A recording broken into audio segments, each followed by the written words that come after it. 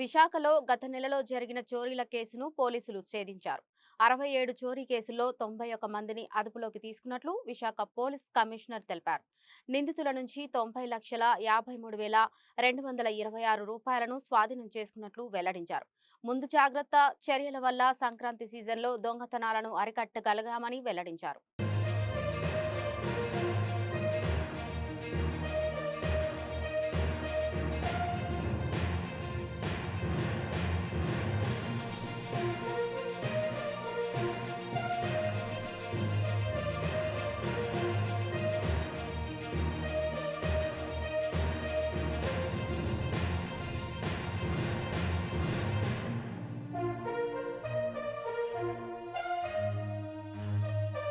సంక్రాంతి రోజుల్లో ప్రతి సంవత్సరం వైజాగ్ నుండి చాలామంది సొంత ఊరికి వెళ్తారండి.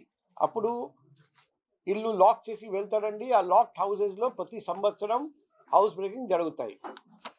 చూస్తే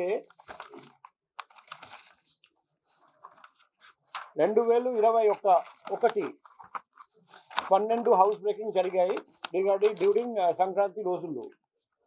2022 సంవత్సరం 8 హౌస్ బ్రేకింగ్ జరిగాయి సంక్రాంతి రోజుల్లో లాక్డ్ హౌసెస్లో. 23 సంవత్సరం 9 హౌస్ బ్రేకింగ్ జరిగాయి సంక్రాంతి రోజుల్లో. 24 సంవత్సరం లాస్ట్ ఇయర్ 12 హౌస్ బ్రేకింగ్ జరిగాయి సంక్రాంతి రోజుల్లో. ఈ సంవత్సరం మన అందరికీ తెలుసు, మన డీసీబీ క్రైమ్ అధీనంలో ఊరికి వెళ్ళి ఇంటికి వెళ్ళి ఒకవైపు అవగాహన కల్పించడం, మరోవైపు locked house monitoring system app download చేయించడం, గస్తీ బాగా పెంచడం జరిగింది, పెట్రోలింగ్ పెంచడం జరిగింది, బీచ్ సర్వీస్ పెంచడం జరిగింది, మారుమూల ప్రాంతం మీద ఫోకస్ చేయడం జరిగింది.